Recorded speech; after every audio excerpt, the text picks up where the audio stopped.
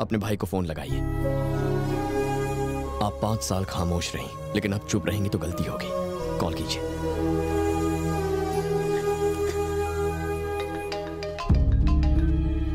Hello भैया,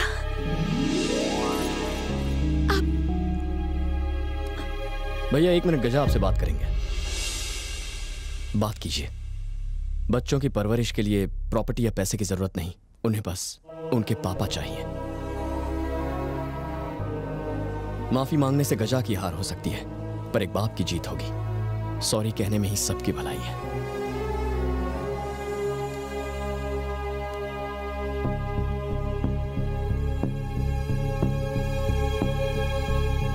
sorry बोलो पापा।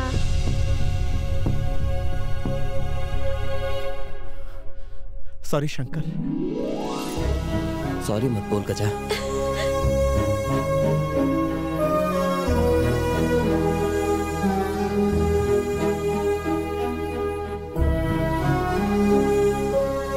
हैप्पी बर्थडे गजा।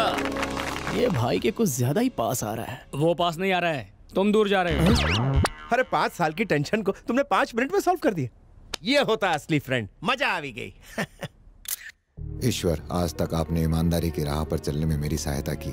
30 साल तक अपने असूलों से कभी समझौता नहीं किया। 30 दिन बाद मैं सर्विस से रिटायर होने वाला हूँ। मुझे इतना सामर्थ्य दें कि बिना भूल किए सम्मान और शांति के साथ रिटायर हो सकूं।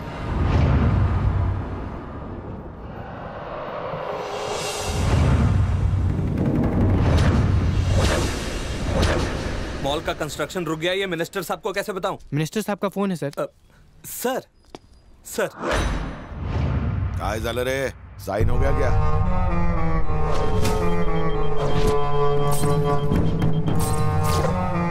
नारायण मूर्ति।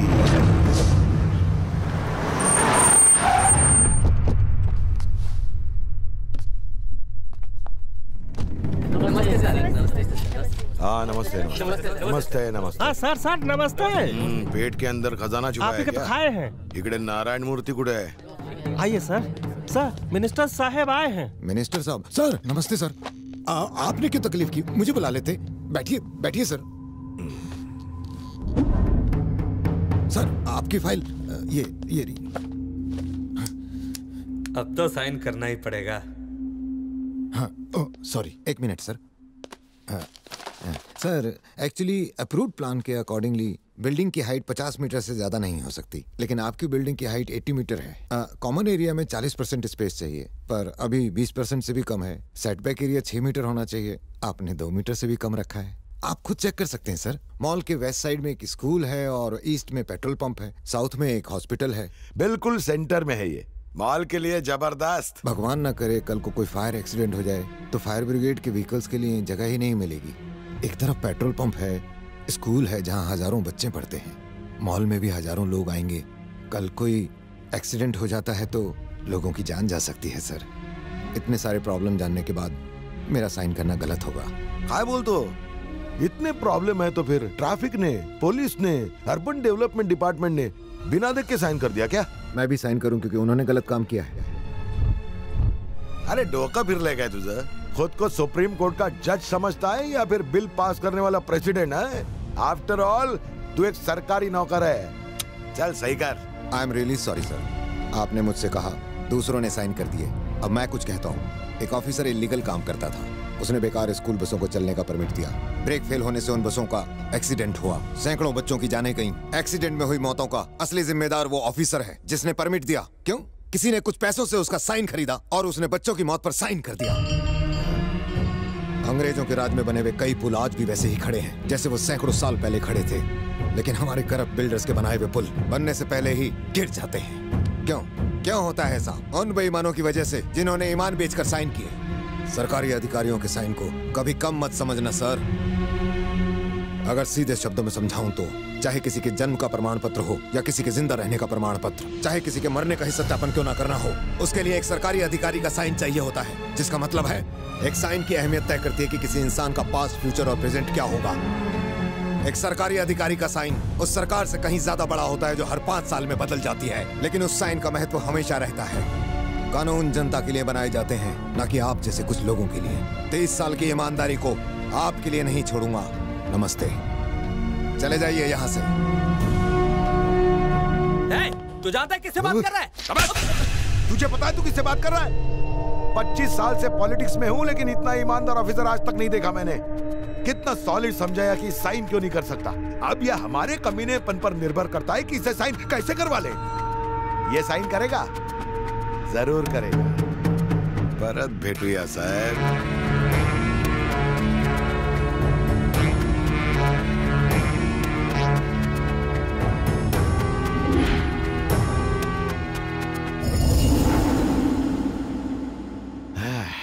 पैसा कमाना तो इंसान का हक है। फ्रॉड करना, रिश्वत लेना, इसी के लिए तो भगवान ने सृष्टि की रचना की है। लेकिन ये मूर्ति इधर कैसे पैदा हो गया? ओह, इसका मतलब भगवान से भी कभी कभी उल्टे हाथ से पांच से पढ़ के गलती हो ही जाती है। लगता है किसी घटिया डॉक्टर ने इसे ईमानदारी का इंजेक्शन देके भगा दिया। ये दुनिया का पहला प्राणी है जो ईमानदारी का पोस्टर लेके घूम रहा है। कैसे भी करके इस नारायण मूर्ति के अंदर करप्शन का वायरस घुसेड़ते हैं। अरे गजा जी सर। बचपन में जेब काटते वक्त मुझे पुलिस ने पकड़ा और बहुत मारा। तेव्हा मला पुलिसची पावर समझ ली। बाद में एग्जाम के वक्त रिश्वत विश्वत देके मैं भी पुलिस वाला बना।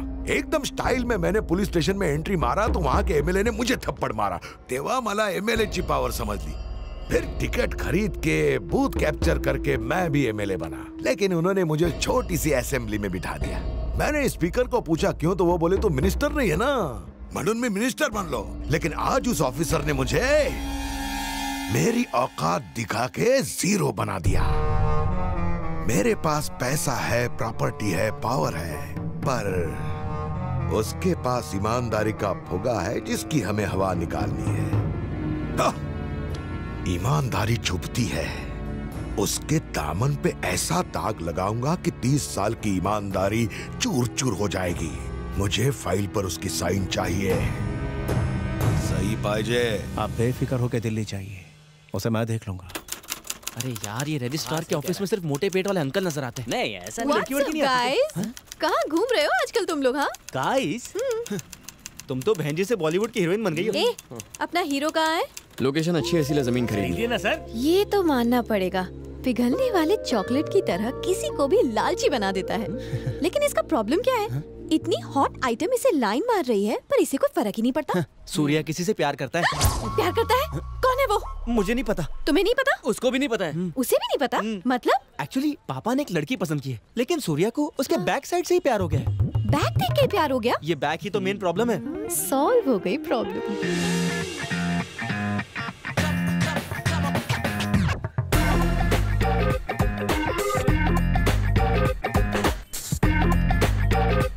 सुना है बैक देखकर ही लड़की से लव हो गया। खैर ये सब बातें छोड़ो, मुझे देखो।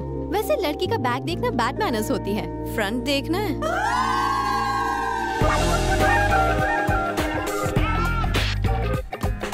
सिर्फ आगे और पीछे की साइड क्यों देखे, पूरी साइड क्यों नहीं? तुम्हारी साइड में वो बात कहाँ जो मेरी साइड में है। साइड का साइज भी इम्पोर्टेंट होता है। कोई बात नहीं, प्लॉट के हिस्से करके बेचूंगा। प्लॉट बेचने की जिम्मेदारी मेरी है। सिंगल पेमेंट है। रुको यार सर, ऐसा बस प्लॉट बार बार नहीं मिलता। ये हॉट प्रॉपर्टी है, किसी की भी लाट टपकने लगेगी। बिना सोचे उस पर लपक लो। फ्रंट बैक सेंटर सब मेजरमेंट फर्स्ट है। अरे मुझे भी दिखाइए। मेरा कमीशन मारेगा। पूरी साइड देखनी हो तो जल्दी आ जाना। हाँ, इमीडिएट रजिस्ट्रेशन कर दूंगी। मुझे मालूम है तुम्हें क्या चाहिए।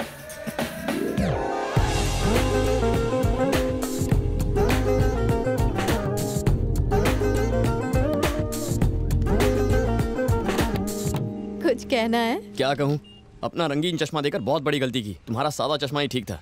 सर आपने साइट देखी है नहीं? बोलो तो मैं अपने नाम पर रजिस्ट्री करवा लूँ।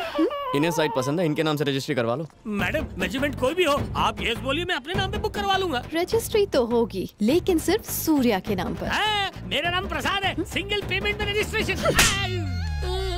पेमेंट करने के बजाय इसने तो मुंह पे रजिस्ट्री छाप दी। भाई आधे घंटे में गुड न्यूज मिल जाएगी। तेज चला, कुचल डाल।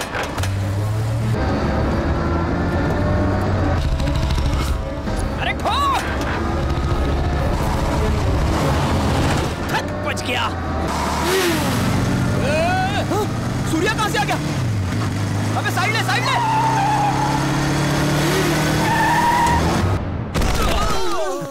सुनता रे? मैं बताता हूँ। इन्हें लगा मैं तुम्हारे करीब आ रहा हूँ, जलते हैं मुझसे, मुझे ट्रक से कुचलने की कोशिश कर रहे थे। सूर्या रुको, ये लोग एक ऑफिसर को डराने गए थे। ये एक मॉल बन रहा है जिसकी कीमत 300 करोड़ है। एक ऑफिसर ने कंस्ट्रक्शन रुकवा दिया, उसी का टेंशन है मुझे। मिनिस्टर ने हर तरह से उसे मनाने की कोशिश की, पर जब वो नहीं माना तो उसे डराने के अलावा और कोई रास्ता नहीं बचा। एक ऑफिसर तुम्हें टेंशन दे रहा है? कौन चाहिए ऑफिसर? वो क्या नाम है उसका? उसका नाम कोई भगवान का नाम था।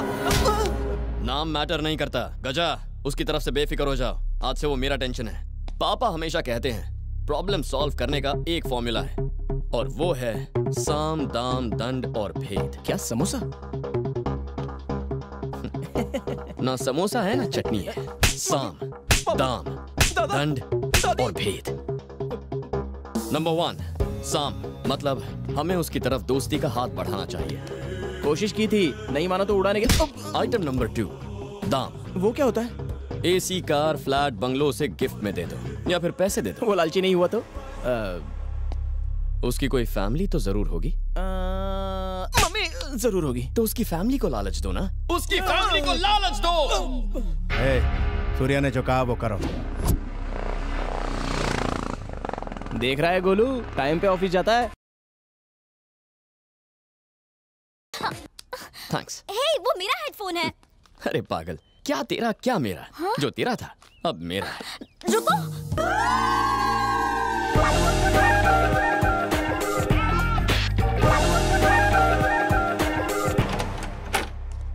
हवेशु करिश, बाहर से कुंडी लगा दूंगी। अब क्या करोगे?